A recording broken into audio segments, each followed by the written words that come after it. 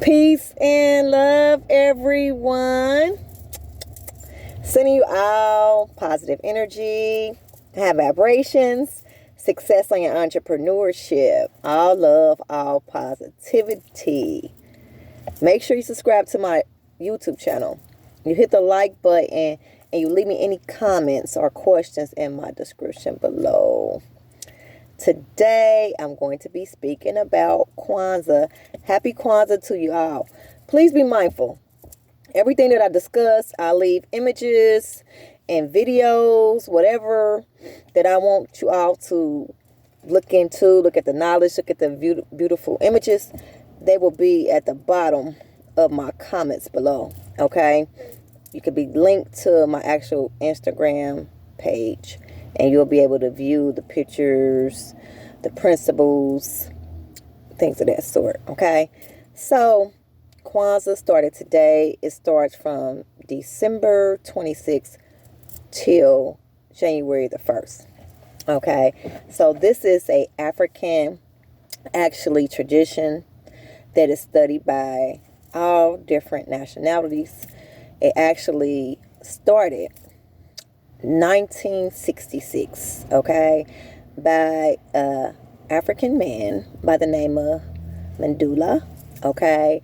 It also is known as a Eastern Africa language, okay, Swahili, okay, and they basically take each principle and they study each principle a day. So they all gather together in a group and they have their special ornaments they use, okay, and they discuss each principle for the 7 days, okay. So the 7 principles are unity, self-determination, collective work and responsibility, corruptive economics, purpose, creativity, and also faith, okay.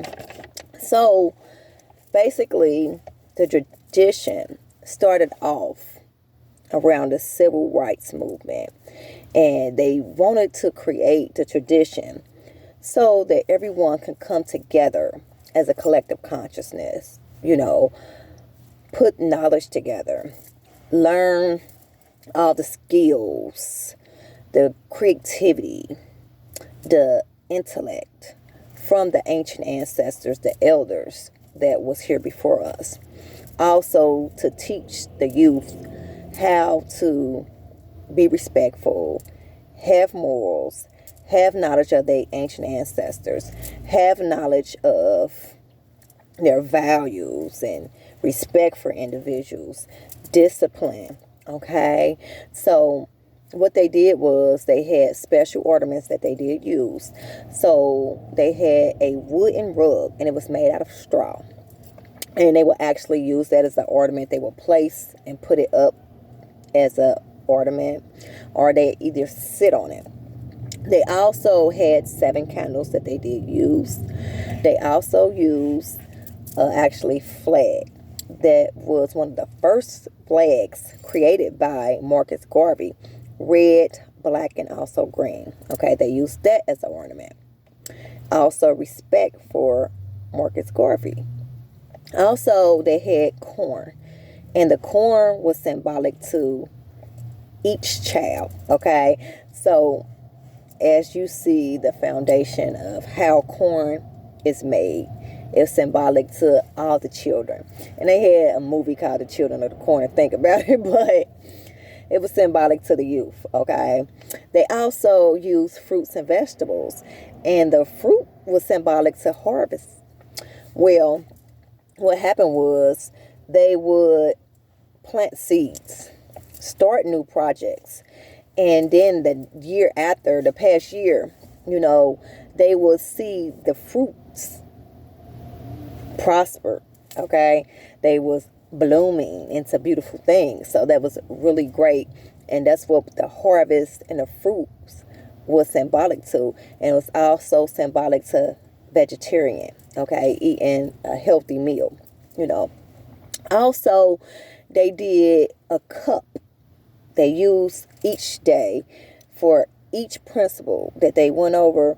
They took a cup and they all drank out of the cup as a ritual, as a nourishment of the soul. Okay. And it was very powerful, and it was all about uniting, coming together, putting ideas together. And this was the community. This was mom and dad. This was also the siblings, and everyone uniting like one collective consciousness, bringing their creativity, okay, bringing their thoughts, bringing their intellect, bringing their drums, spirituality, all great things together, and building a community of divine oneness, okay, of being self-sufficient, okay, learning how to start their own entrepreneurship, knowing how to create things.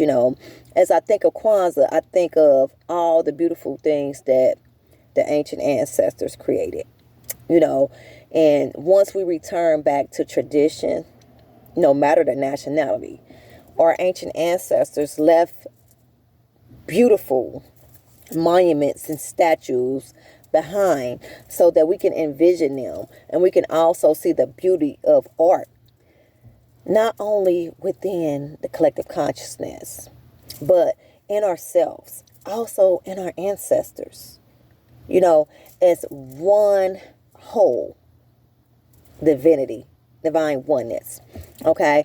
So when I think of Kwanzaa, I think of divine oneness. It's like a collective consciousness of all ideas, all creativity, beautiful geometry figures, no matter the nationality, but all coming together and taking in what we can grow and learn and ascend from, no matter the nationality, and they wanted us to have the understanding of, have respect for the ones that was before us, show appreciation, and show homage to the ancestors. So that's what Kwanzaa was also symbolic to, okay? And it also was showing us, we could be self-sufficient. We all can be our own bosses. We can have our own entrepreneurship, okay? And that's what basically purpose is all about. Us being able to tap into our soul purpose, okay? And seeing the gifts that we have within us, okay? And after we see within, we express it outwards. And also having faith that it's a higher power above. It is also a higher intelligence in us, okay? So have faith in ourselves, and also the ones that stood before us that are still here. After death, there's always life, okay? And when we speak of economics, okay, we speaking of being balanced, to have the understanding, no matter the amount of money that we have, but to use it wisely, okay? And don't be stuck in a three-dimensional mindset to say, well, I'm changed. My personality changed because of what's in my pocket. But don't let your personality be changed just because of what you have in your pocket materialistically. Because we all do know, we had to have the understanding of it's three-dimensional, and the highest vibration we can emit to is love. So it's the internal work that we have to do that will make us rich. So no matter of the wealth and the possessions, the materialistic things that we have, the true beauty, the true wealth lies within us. When we tap into the highest vibration to emit to is love. Okay? When we tap into love, we embody the peace within us and also without. Okay? So in Baltimore, they had an actual museum that had beautiful paintings, statues, monuments that was symbolic to Kwanzaa celebration as well. Okay, so actually on the 6th day, the 31st day, the day of creativity, they did a huge liberation speech, 10:10 on the clock. And it was to show homage to the elders, the ancient ancestors, to recognize them. And also as they brought the youth up, because the adults, the children looked up to us.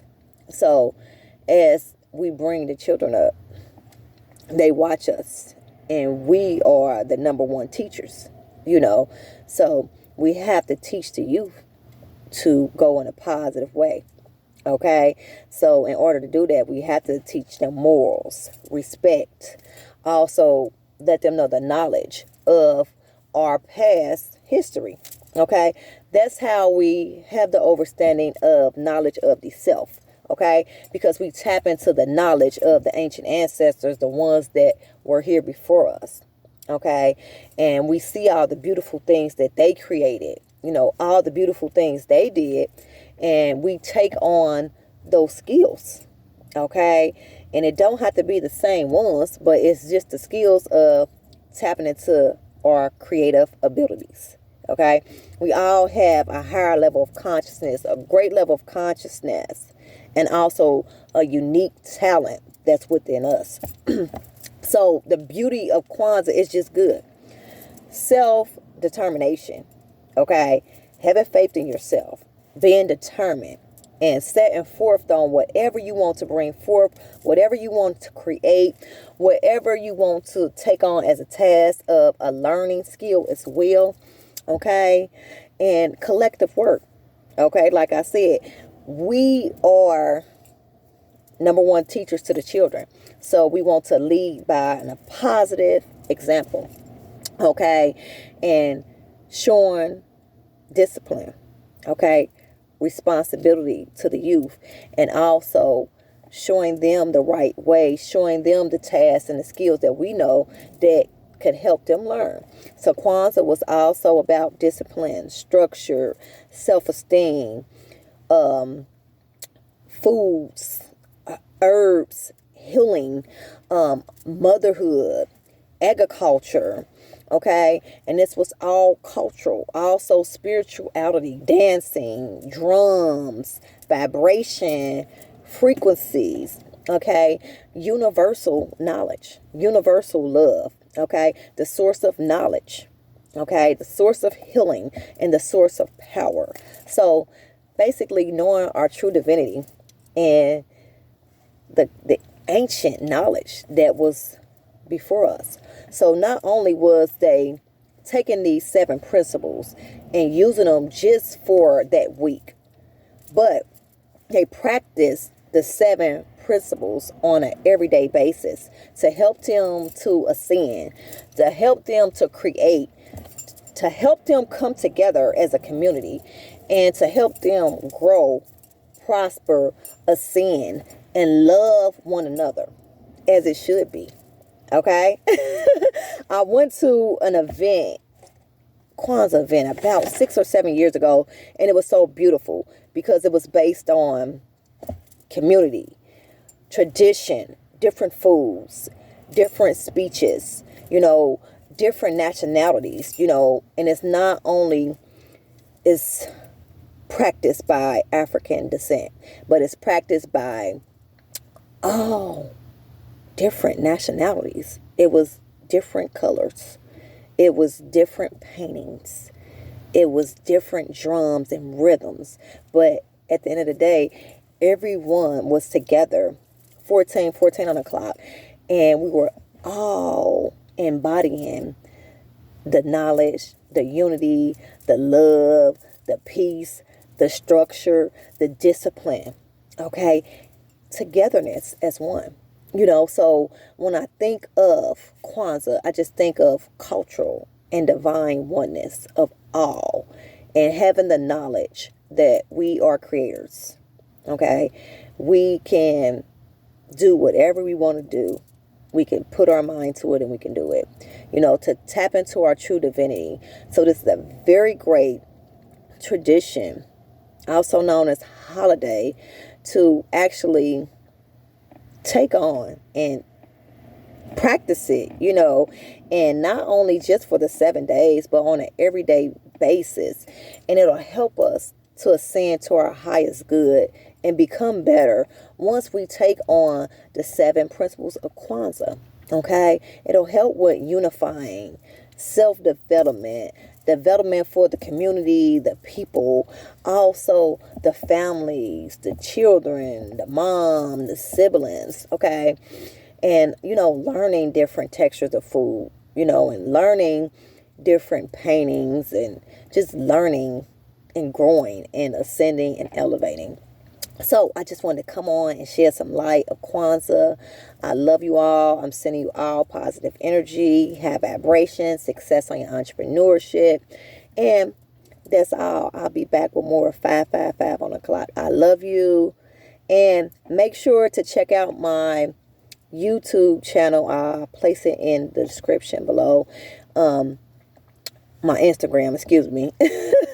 And I'll place it down so you could check that out and see all the pictures that I do place on there and the knowledge. I love you all, and I'll be back with more. Peace and love.